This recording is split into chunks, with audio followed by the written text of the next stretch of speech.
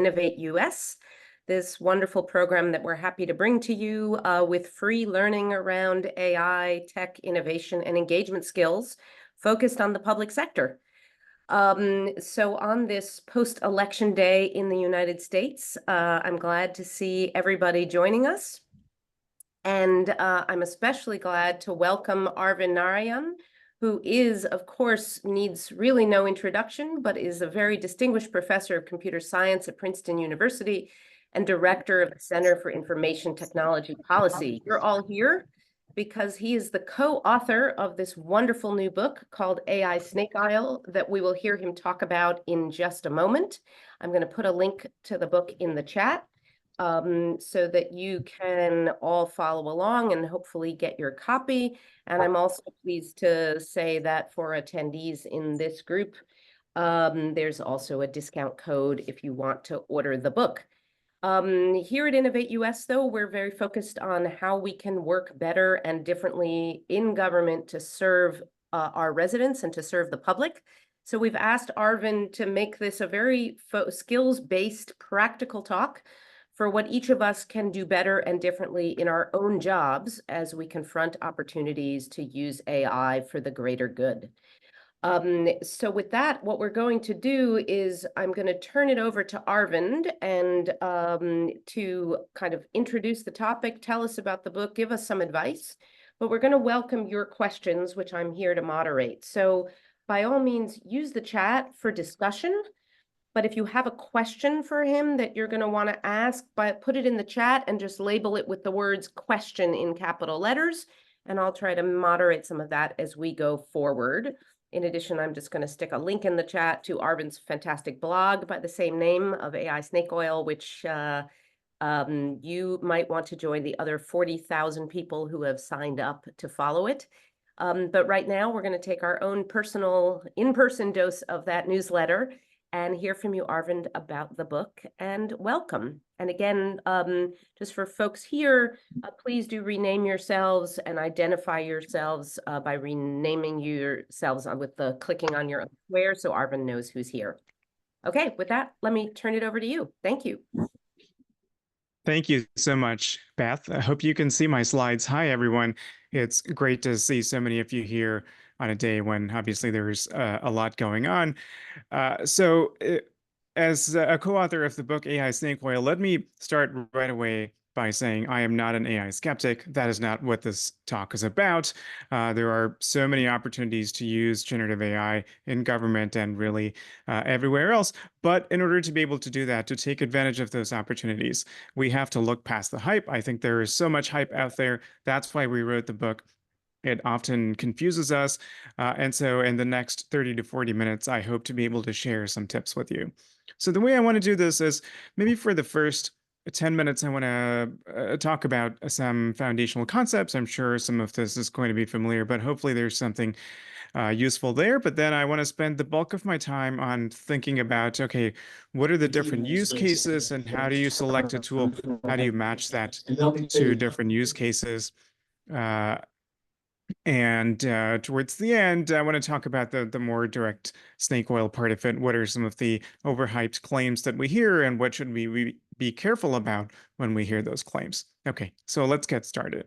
Now, in the process of writing the book, what we noticed is perhaps the most confusing thing about AI that makes some of the discussions makes people talk past each other is that AI is kind of an umbrella term for a set of loosely related technologies.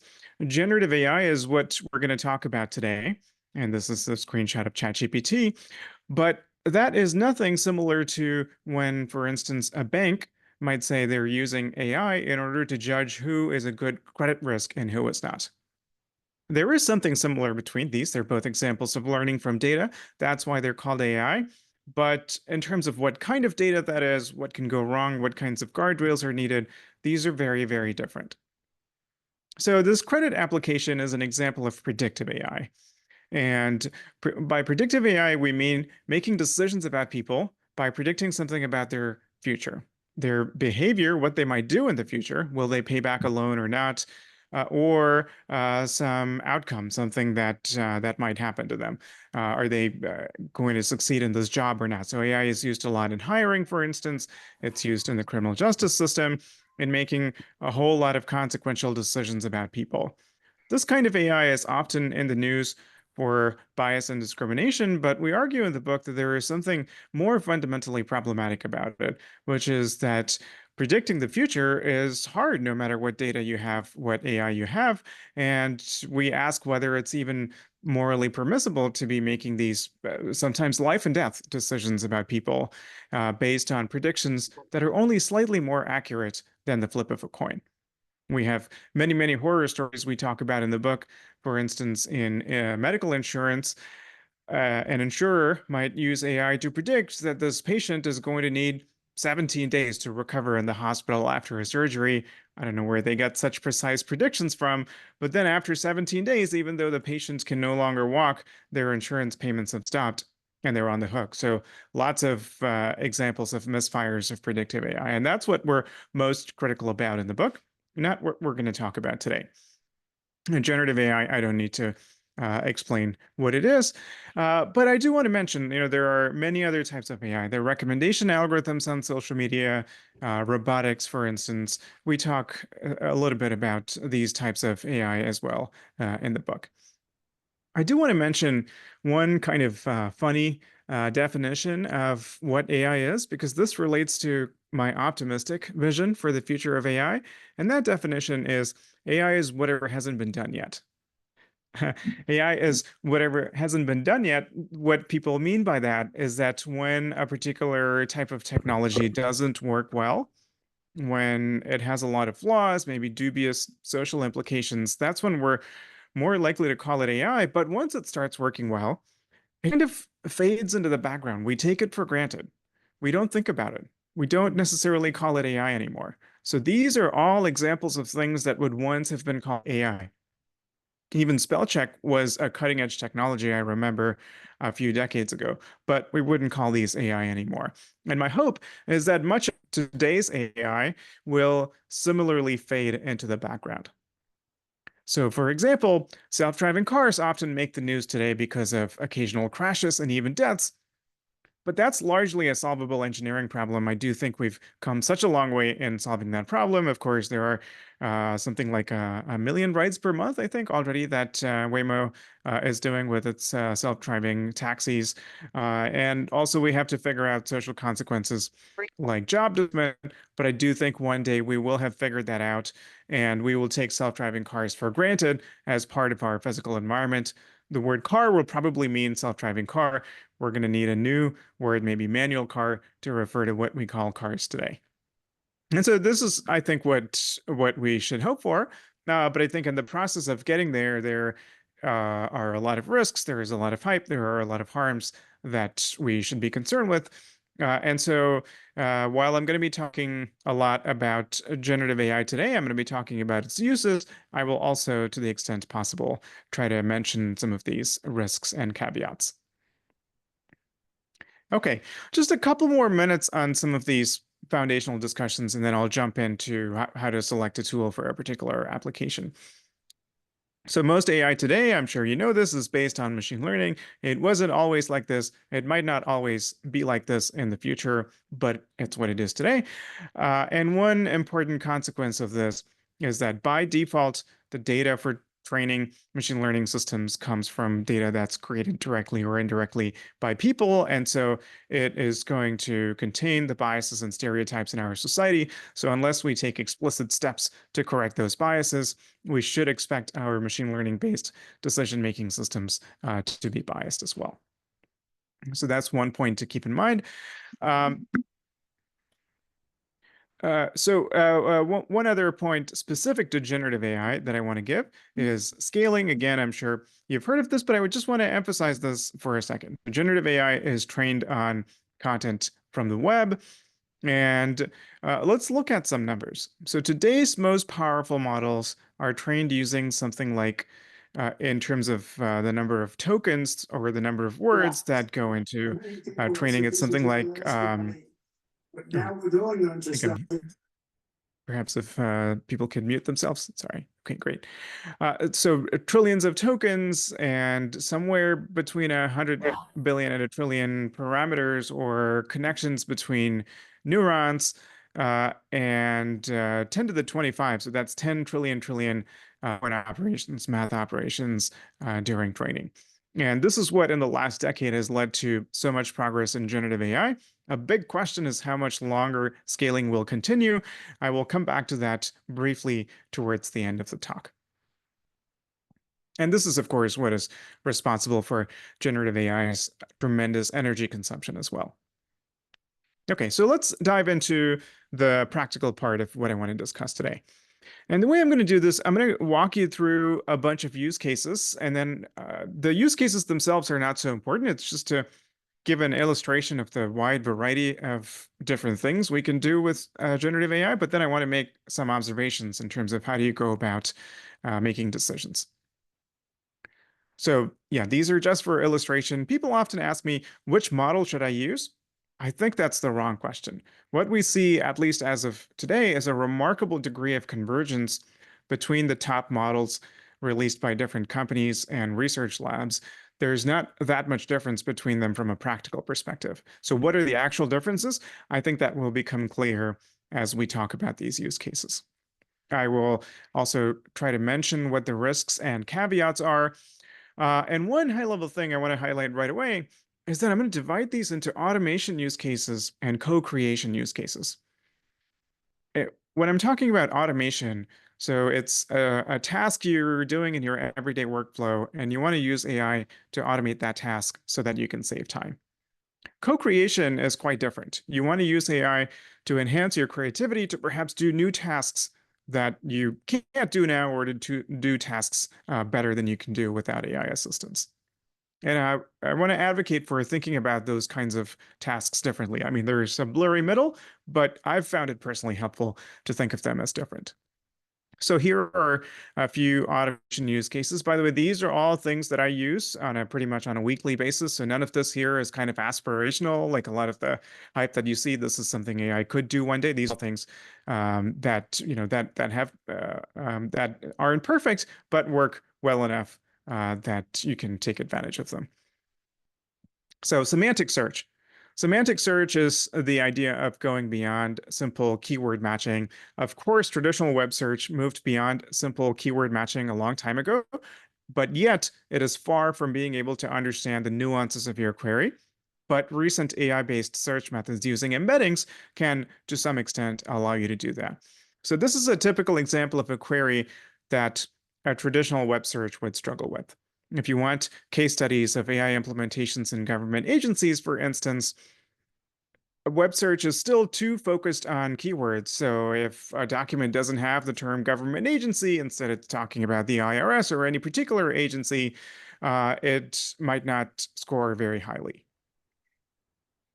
So I use a tool, and my team members use a tool called Elicit to search the academic literature, and it has proven to be a much faster way of doing searches for the research literature to find the papers that we want to find.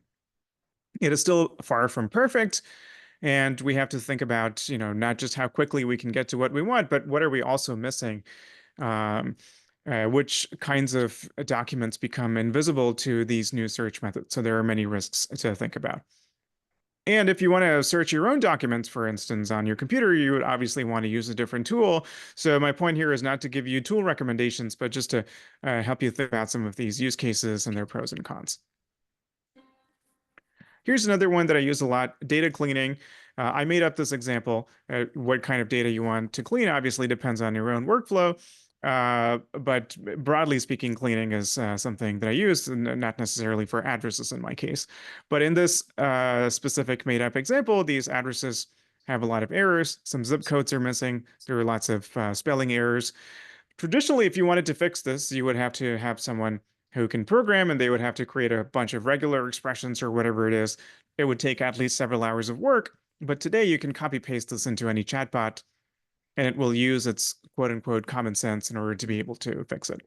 And you can invoke that in a programmatic workflow where you can have tens of thousands of addresses that you pass into it. Maybe a slightly more sophisticated variant of this is if you're working in a spreadsheet and you want to write a formula to process your data. This is one of the things I struggle with the most because I'm not such a regular spreadsheet user. It takes me, sometimes 10 minutes to get the formula right. But with chatbots, I can just specify what I want in natural language and it will come up with the formula. The onus is on the user, of course, to verify the correctness and so forth, but nonetheless, this can be a big time-saving technique. So one difference I want you to notice here compared to the previous examples is that this is integrated into an existing product, a spreadsheet. So a lot of the time, the value of AI comes from this integration. Another example of this might be in Photoshop, you have generative fill. Imagine how different the user experience would be if you didn't have this feature in your photo editing software and instead you had to do a bunch of edits in Photoshop for the simple things and then take your picture, go to a generative AI tool, and then fill in the rest of the image, come back to Photoshop and edit it and so forth. It would just not work. And so what we're seeing today is in a lot of cases, people are figuring out some of these early use cases by experimenting with chatbots. But from a productivity perspective, when you're thinking about these automation use cases, I think it's going to be much smoother if it's integrated into the software that you're using. And so that is something you kind of want to be on the lookout for. If there are things that you're using a separate AI application for, to what extent can those be integrated into your existing software? Excuse me. Another one I find myself using a lot is note-taking and summarization for meetings.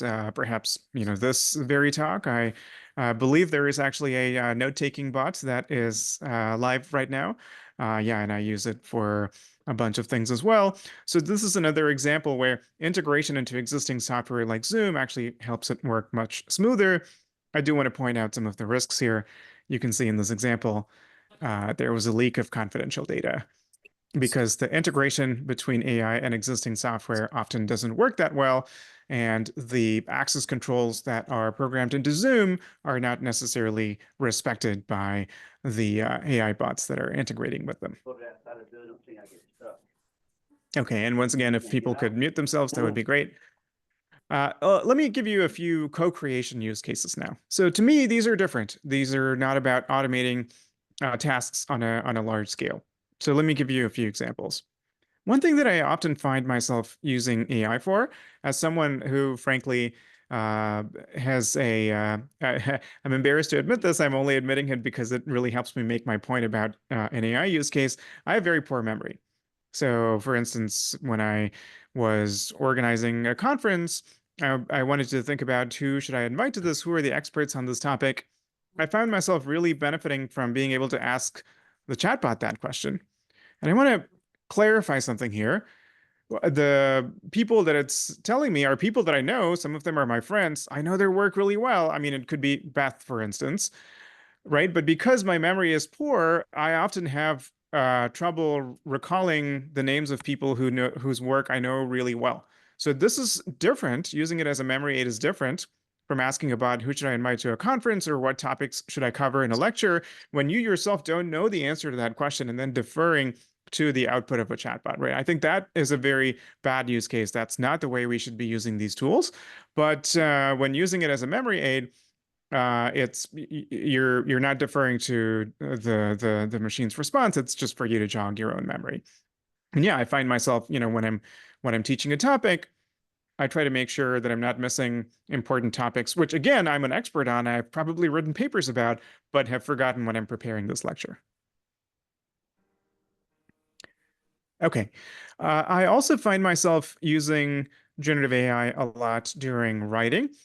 In general, I don't find chatbots to be good at writing at an advanced level, but there are a lot of specific things I use them for. Some simple examples, formality, grammar, etc. Slightly more complex examples like restructuring a document. But the ones in this last item, the more complex examples, these are the ones I'm more excited about.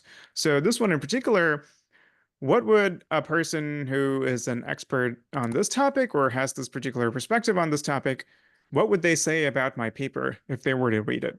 So these types of things have been genuinely very useful to me. And yeah, of course, I could try to reach out to experts on those topic and get their feedback, which I do. I'm not using AI as a replacement for human expertise, but to be able to do that in 5 minutes instead of waiting a week for a response really changes the feedback loop that you have when you're writing something and you want to make it more persuasive and you want to anticipate potential objections.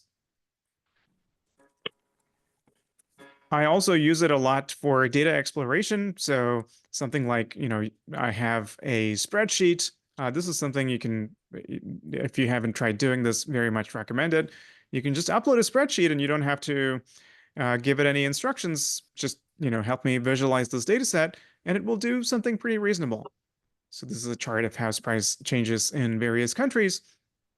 And it went further by helping me visualize the data in a different way. So you can see here some kind of nice normal distribution emerging out of this. Most countries have a perhaps a healthy rate of house price increase, but there are some bubbles you can see on the right, and there are some bubbles bursting as well. So again, the reason I think of this as an example of co-creation and not automation is that I'm not going in knowing exactly what I want to do. This is actually helping my creativity. Of course, I have to verify the output by examining the code or whatever, or by double checking the answers before I use it for anything important. But making this creative loop faster, right? Thinking of new things to explore in the data, I find that to be extremely helpful. You can even create simple apps with a prompt without writing any code. I find myself using this quite a lot. Again, I'm going to give a made up example here because the kinds of apps that are useful to me are probably different from the ones that are useful to you. But here's a really simple thing you can do. This is a feature in Claude called artifacts. And so if you ask it to create an app that shows the live time in various places, it can do that no problem, in various other kinds of somewhat more complex apps as well. So I think AI is not yet good at software engineering. It's not yet good at handling, a million line code base, but it's very good at creating these kinds of simple apps. So to summarize what I've said so far, when you're thinking about using I think you should approach it differently depending on whether you want to use it for automation or for enhancing your creativity. And in particular, when using it for these co-creation tasks, I often find that even identifying what are those areas where generative AI could be useful is half the battle. As opposed to automation, where it's an existing task, it's something you do every day, you just want to automate it, versus what new things can I now start doing, given that I have the benefit of generative AI. Okay, so like I said before, the difference between models is not that important. What I do think is very important is a few things. So am I going to a general purpose tool like Claude or ChatGPT and doing something, or is it integrated into existing software that I'm using for my workflow?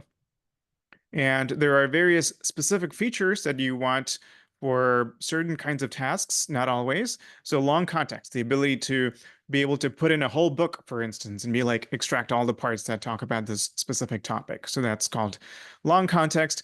Code execution is another important feature, being able to search the web instead of just being able to answer from its own memory, if you will. And reasoning. So OpenAI's recent model release O1 is capable of some amount of what we might call reasoning, although the way it happens internally might not be the same way that people reason. Agentic capabilities. So is this a bot that's going to be able to go online and automate things for me, like a simple shopping tasks, perhaps? So this is an area with a lot of hype, and companies want to create agents that are going to be able to handle a lot of daily tasks for us automatically. Maybe that might happen one day, but we have a few papers on this topic, and I think the current state of the art is quite underwhelming. Another thing to, of course, consider is open versus closed source and so forth. Okay, so that was on how to select a tool. And one thought I want to give you is, as you're thinking about upskilling your own AI capabilities, you might think, oh, ChatGPT happened a couple of years ago, so there's a lot of things that we need to learn about generative AI. And then we're done. We're going to be productive users of these tools. I don't think that's going to be the way it's going to play out. In our book, for instance, we talk about kind of the 80-year history of generative AI, how this has been a very slow, gradual increase in capabilities. And from a computer science perspective, ChatGPT was not radically novel. OpenAI didn't even realize that this was going to be the precise moment when chatbot capabilities exceeded that threshold where it becomes useful to a large set of people, and therefore it kind of took off and went viral. That's why it's named ChatGPT instead of a name that they would have surely picked if they wanted it to be a mass market product. That was not their intention. They released it as a so-called research preview. Right. So, yeah, again, from the AI developers' perspective, the improvements have been really gradual. It's just that many people on the outside weren't paying attention before ChatGPT. And those improvements are continuing. They're not really going to stop. And because of that, I think it's going to require, every year or so, we have to continue acquiring new skills for how to use AI. Now, there are a lot of fears about job replacement. And what we've seen in our research from a computer science perspective also agrees with what economists are saying, which is that AI automates tasks, not jobs. And jobs are bundles of tasks. And because of that, while we're seeing in many cases that AI can automate specific tasks, uh, we're not seeing a lot of cases where AI is going to be able to automate the entire bundle of tasks that goes into a particular job. And I'll have a case study of that when it comes to AI and law. I'll come back to that in a few minutes towards the end. So in terms of upskilling, another thing I'll say is one really good thing about generative AI is you don't have to trust the experts. Uh, I mean, it's nice that you're coming to this talk series, but I would say that honestly, what is much more important than listening to talks about generative AI is just playing with it yourself so that you understand its capabilities and limitations. There are lots of people out there saying, oh, this is going to change everything. You're going to get left behind if you don't start using Gen AI for everything. At the other extreme, there are people arguing theoretically that, oh, you shouldn't use generative AI for search or coding or whatever it is. I think both of those are oversimplified. I myself, the week or two after ChatGPT came out, I was making such arguments on Twitter. But once I started spending some time using these AI tools, I came to the conclusion that while there are risks with just about every use case, I'm not comfortable making these blanket statements. I thought it would be a terrible idea to use AI for learning because it can make mistakes. It can tell you the wrong thing. You don't want to, learn the wrong thing about whatever topic you're trying to learn. But in fact, I've ended up using AI pretty heavily when I'm learning new topics, and I'm happy to get into that in the Q&A if there's interest. Why it turns out it's so useful despite the fact that it can make errors. Yeah, and so the way in which it's going to be useful for you is different from everyone else. So I would encourage at least 10 hours of experimentation to really get a good idea of what it can do for you and what the risks are in those specific use cases. So I want to briefly acknowledge that it's not all about individual responsibility. There are lots of things that need to be handled at the organization level, obviously procurement of AI tools and any policies that are negotiated as part of that, such as confidentiality, setting internal policies for risk mitigation that will apply to everybody in the organization, and fostering a culture of experimentation. For instance, we're seeing reports that many people in companies are using AI to enhance their workflow, but are kind of hesitant to share it with their organization because they worry that if management found out that they've managed to improve their productivity, they're just going to be rewarded with more work, right? So that's not a healthy relationship between, you know, between bosses and workers when it comes to automation. And I think we should have a more healthy relationship where people are actually rewarded for experimenting and innovating with how to use AI more effectively. All right, so let me spend the last 10 minutes on the kind of dubious claims that one might often hear, and then happy to go into the Q&A. So we talk about this a lot in the book, where there are many products being sold that we think are just impossible, just conceptually impossible. I started on this topic, AI snake oil, more than 5 years ago because I kept seeing these AI hiring tools. These are vendors who are going to HR departments and saying, look, you're getting hundreds, maybe 1,000 applications for each open position. There's no way you can wade through all those resumes. So instead, have candidates use our AI and upload a 30-second video where they're talking not even about their job qualifications, but about their hobbies or whatever it is. And the AI tool is going to use their body language and facial expressions to pick up their personality traits and how good they're going to be at a particular job. And to this day, there is no evidence that anything like this is even remotely possible. And we strongly suspect that these kind of products are just elaborate random number generators, basically. We also talk about uh, types of AI that are certainly conceptually possible, but so far no one has managed to pull off. So those are things we should be careful about. Often the evaluation of the AI product is completely missing or faulty or misleading in some way. Many vendors will say we have a 97% accuracy or whatever, but you really need to drill down into what data set was it evaluated on? What were the false positives versus false negatives to be able to understand a claim like that? And I think that's due diligence we should all exercise and not necessarily believe the oversimplified claims that we're hearing. One thing about AI, as opposed to a lot of other kinds of software, is that what works for one organization simply might not work for another, or even one individual versus another. I know I made this point earlier, but I want to emphasize it again. Compare it to, let's say, Zoom. So let's say it's a few years ago, right at the start of the pandemic or even before that, your organization is not using video conferencing and you want to consider whether to use video conferencing or not, you could talk to other organizations who are using it successfully and ask them how it's working out for them or what to watch out for. But that doesn't work with AI. I think the benefits and downsides are so individualized that there is just no alternative for piloting it in one's own organization and seeing how well it performs. There are lots of stories, for instance, in medical AI, where a company evaluates the performance of a medical AI system to be so much, but then when you go deploy it in one hospital versus another, or one patient population versus another, it performs much more poorly. And obviously, this can come at a really high cost when you're talking about automating medical decisions. Okay, so those are flaws with AI tools themselves. There are also many cases of flawed deployment. Recently, the Federal Trade Commission reached a settlement with Rite Aid.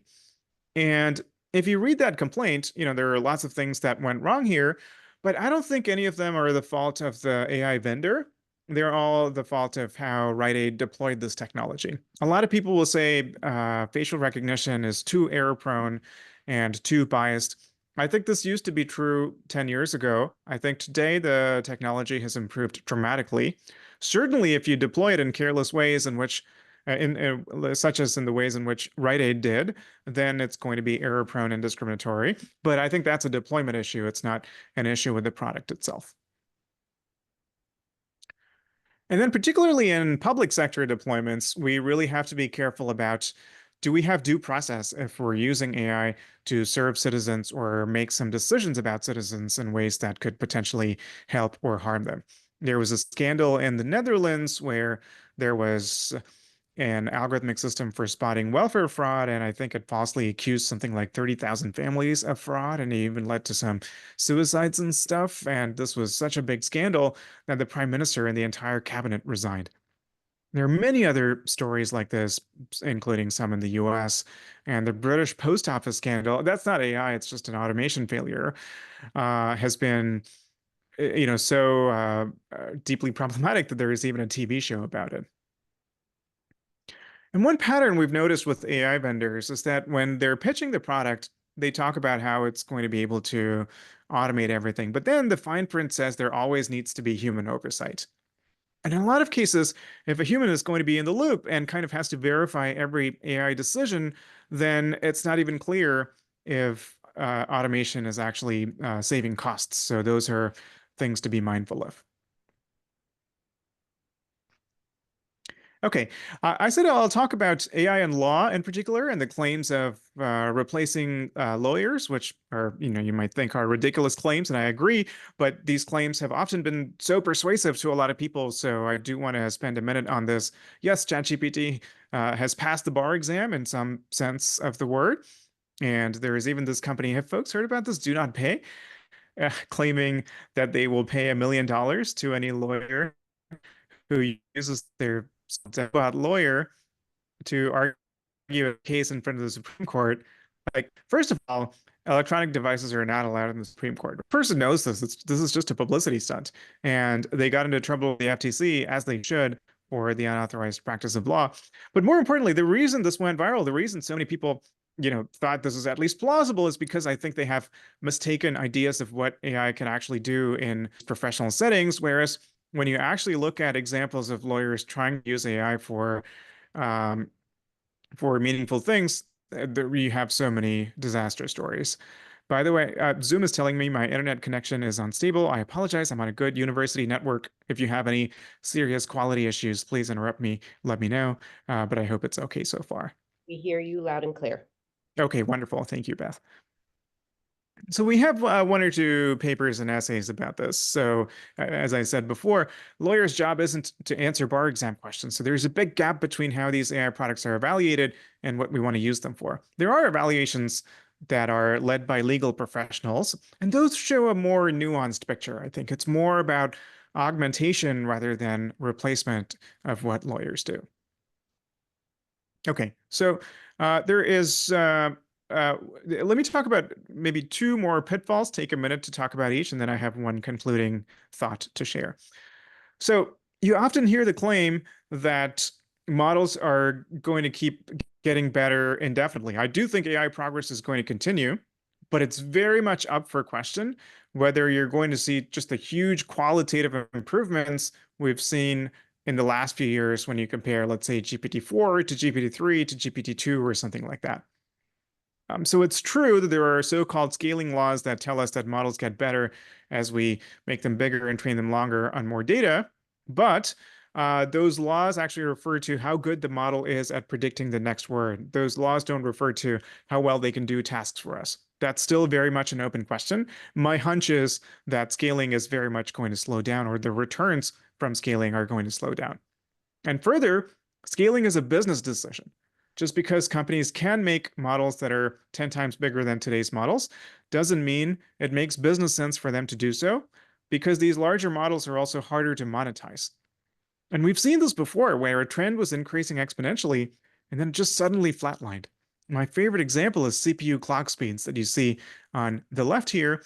So the y-axis is a logarithmic scale. So this straight line is actually Moore's law. It's an exponential curve, so doubling every couple of years or so. That happened until the mid 2000s. And then suddenly, CPU vendors realized that making the clock speed faster is actually not helping the product quality. And they just decided to stop competing on that dimension. Right. So it could very well happen that companies at some point stop deciding to build bigger and bigger models. Okay. One last thing to be careful of is what we call the capability reliability gap. And this happens especially with AI agents, which are, a topic with a lot of hype. And as you can see in this example, these AI agents are capable of doing interesting, complex things like automatically ordering food for you and selecting a restaurant and so forth, but they make mistakes some fraction of the time. Now, if traditional Siri, play the wrong song 10% of the time, that's annoying. But if this AI agent is going to order food to the wrong address 10% of the time, that product is dead on arrival. Right? I blacked it out because it doesn't matter which product it is. This is a pretty general phenomenon. And you can see in this example here, yeah, how things went wrong in this particular case, but this is not an isolated example. So I think when you're evaluating one of these AI agents in particular, it's important to ask not only what is it capable of, but how reliably can it do that task? Okay, here's the last closing thought I want to give you. This is kind of more philosophical, not at a practical level of which product should I use or something like that. I think every government agency has to undertake a careful balancing act in terms of how quickly to embrace AI. I think both ends of this spectrum are very risky. If you have hasty adoption, you get into the situation like the New York City's AI chatbot. This was an investigation by the Markup, I believe, which found that the bot was misfiring and telling businesses to break the law. We don't want that. But at the same time, if we're so risk averse that we do a whole bunch of impact assessments before we try to do anything with AI, end up in a runaway bureaucracy situation. And a couple of notable scholars have been raising the alarm about this. You can look up this op-ed. There's also other references I can give you. And I think getting this balance right is really, really important. And related to that, there's this really nice book by Jeff Ding, who I believe is at Georgetown. He talks about great power competition. And his point is that while we often think about technological advantage and great power competition in terms of who is able to innovate more, he says what actually matters is who is best able to use existing innovations and diffuse them into the economy, right? Both in the private sector and in the public sector. And what generative AI has shown that while innovation is happening very fast, we're not able to adopt those technologies so quickly. There has been a paper making the rounds recently claiming that generative AI is being adopted rapidly, but I very much dispute that. Happy to get into that in the Q&A. I do think diffusion is happening much more slowly than innovation. So I think the big philosophical question for all of us, in particular for the government, is are we going to be able to try and close that gap, or will that gap keep increasing further? So that's all I had to say. I hope you found these three parts of the presentation interesting. Thank you so much, and I look forward to your questions. Fantastic. Thank you so very much. Again, I'm sure we are not going to have enough time given the number of questions we already have in the chat. So I'm putting a link to the full book and the discount code in the chat. But we've had a number of questions come in, and a number of them are sort of very practical to start with. So I'm hoping you can really try to respond to the questions we have from Naman about things like reducing hallucinations. So he asks about how he reduced hallucinations while trying to extract a system map out of a policy case study, for example. So I think that question comes up a lot from people, as I'm sure you've heard. And there's a number of other questions that are coming in, so let me ask you these at the same time. Marty asks about the example of entering first and last names into things. So the question about privacy. So as people are trying to navigate their way between those two ends of the spectrum, what advice do you have about the privacy and sensitive information questions? And what advice do you also have on trying to limit hallucinations? And if you have a question, given the short time we have, I'd ask you to just write it in the Q&A, excuse me, in the chat. Great. Thank you, Beth. Yeah, privacy as well as hallucinations are two of the biggest risks. Let me address privacy first. I think the good news is that, as far as I know, every AI chatbot vendor at least has an option to not use the information that is entered for training purposes. I think it's important to take advantage of those options. But also, if you're negotiating a contract with a company, I think that should be at the top of the list of things that you look for in that contract. And finally, I think with open source models, you have the option of running it yourself, and that can be another important privacy enhancing measure as well. So on hallucinations, there are a few things to keep in mind. One, I think as these models have scaled up, the rate of hallucination has gone down. It's unlikely to go to zero, but things are improving. In terms of what we can do, what's in our control, I think more kind of agentic workflows where a bot answers a question and then looks back at its own answer and tries to correct itself. Those things can further drive down the rate of hallucination further. I think in a lot of cases, we're going to need innovation where we try to figure out what is the most time efficient way in which we can have human oversight over the output of AI instead of looking for purely automated ways of trying to drive the hallucination rate to zero. I don't think that's going to happen. I think the question is going to be, how can we spot hallucinations with the minimum of human effort? And there are many ideas along those lines. So for instance, you can have AI generate a confidence score. Are you highly confident of this answer? Are you somewhat confident? And then a person comes in and looks at the ones where it's not so confident, that's one technique that can help. There are no perfect solutions.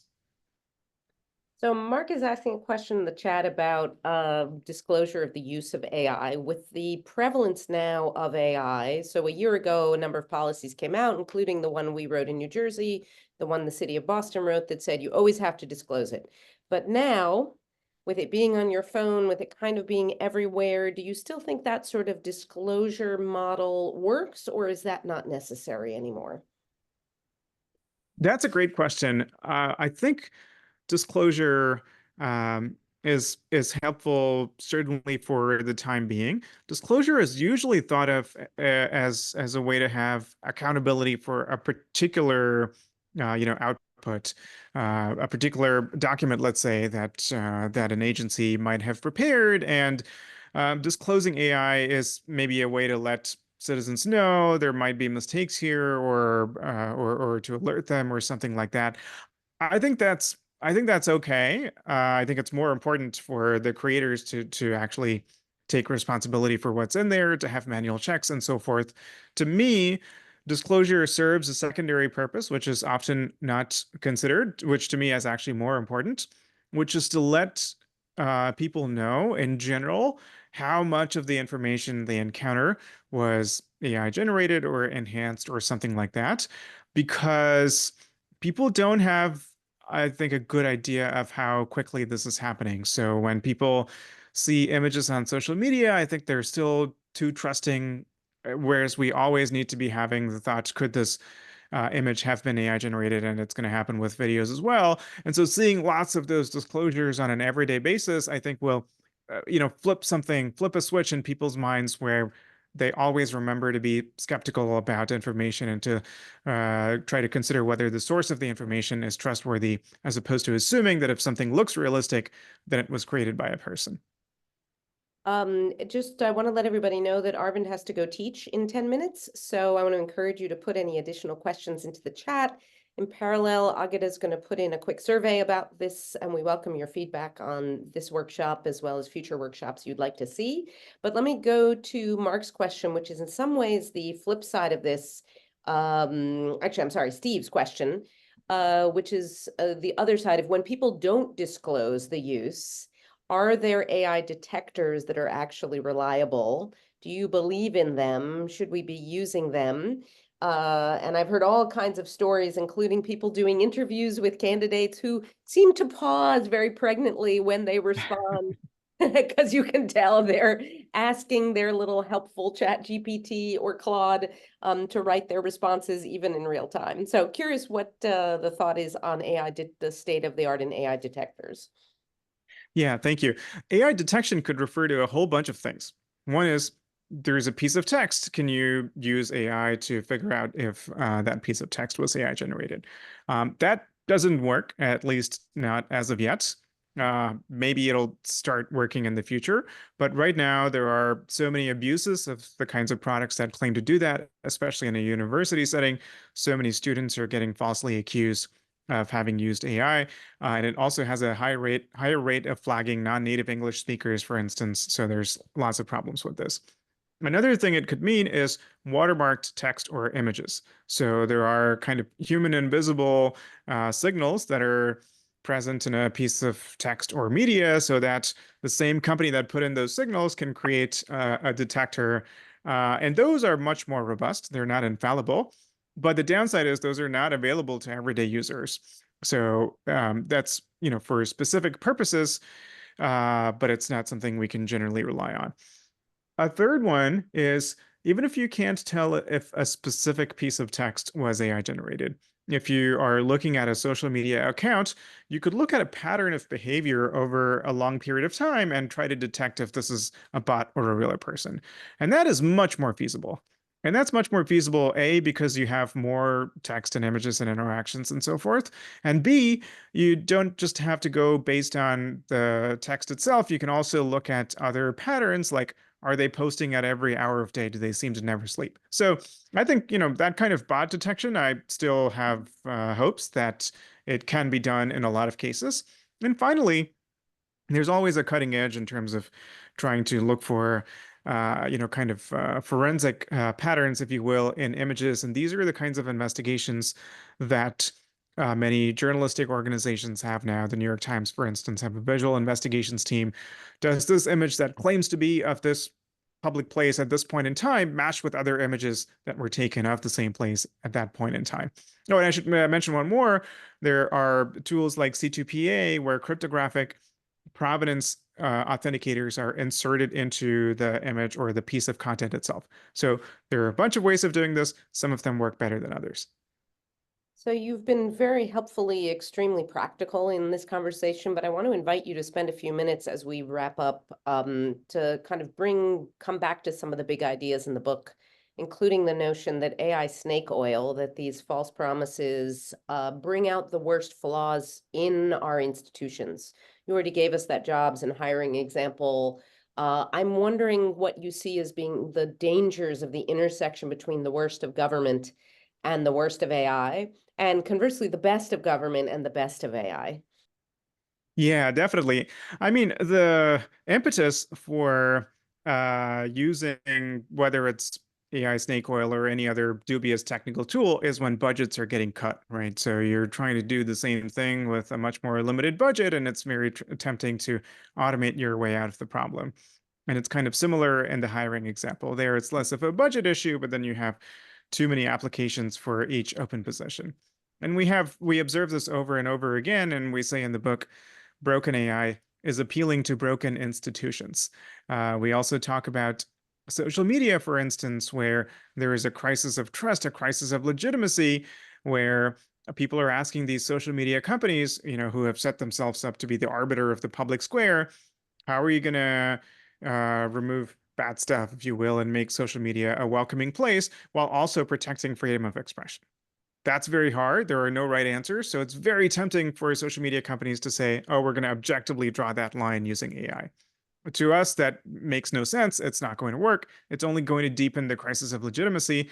And so when we see these broken institutions, our answer should be to try to fix the institution, no matter how hard it is, instead of trying to put a band-aid on it. In terms of the best of AI intersecting with the best of government, I think you know it- so forget about the bad part is when budgets are being cut, but there are good and thoughtful ways to see what new public services can be provided that couldn't be provided before. So it's again a little bit of that automation versus co-creation distinction.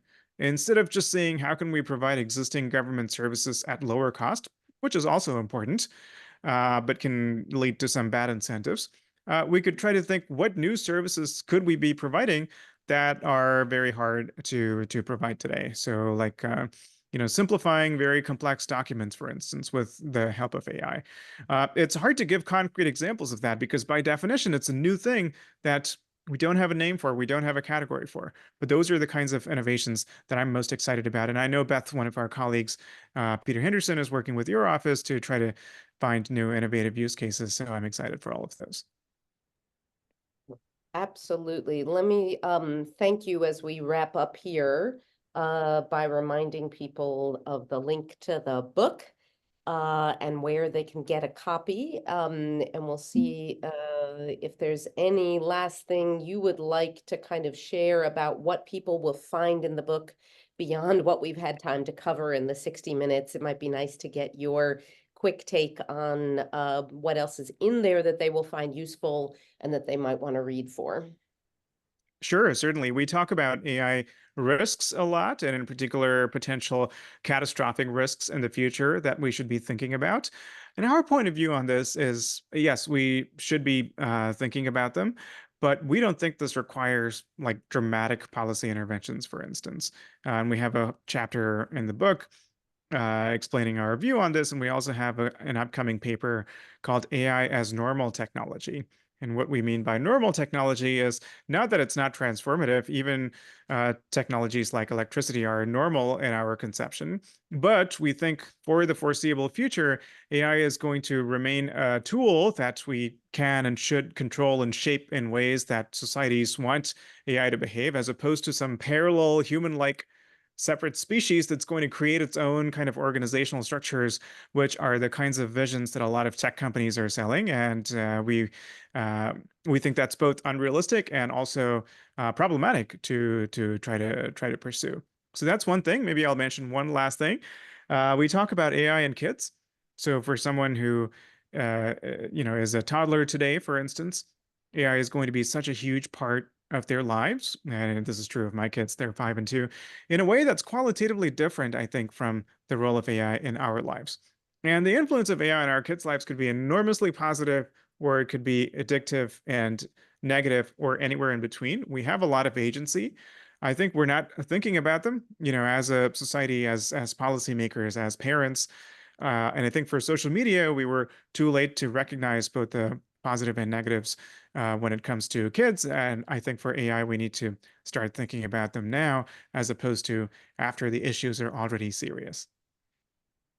So last question with our 3 minutes, and this comes from the chat here. I'm going to give credit where credit is due in a second. It's from Anuradha, who asked the question about how do we avoid, instead of moving fast and breaking things, how do we move fast and fix things in the world on this very fraught day after the election with a lot of complex emotions? Any closing words for us that are hopeful?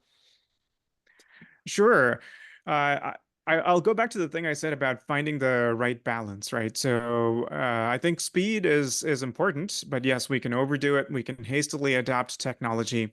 But on the other hand, there are also if I may get for my closing thought, maybe a little bit controversial, but I am channeling Nicholas Bagley, who's written a lot about this. He's written a paper called The Procedure Fetish, for instance, and he's a critic of environmental laws in particular, where he says that the way it's implemented is too much upfront assessment of what could go wrong. And I think that is also true in AIs. Often there is too much of a focus on figuring out upfront what could go wrong. And in my experience, a lot of the time, we actually have to pilot the technology. We have to start using it before we actually have good information on what the risks are.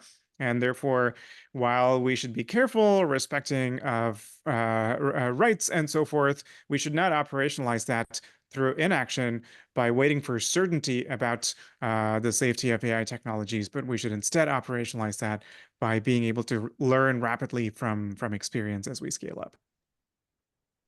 Arvind, thank you very much. We will not make you late. And thank you to all of you for spending an hour with us. Please come back and share these opportunities with your colleagues.